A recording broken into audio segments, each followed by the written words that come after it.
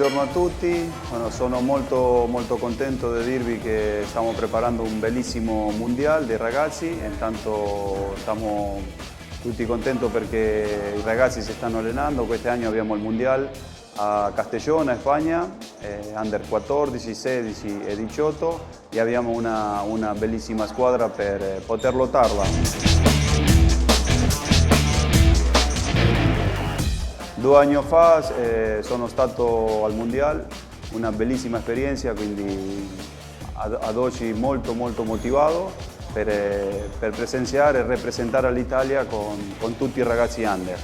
In più quest'anno si sta sviluppando un bellissimo circuito nazionale che si farà in 8 città diverse dell'Italia, Palermo, Torino, Bologna, Riccione, Bari, Roma, Milano, eccetera.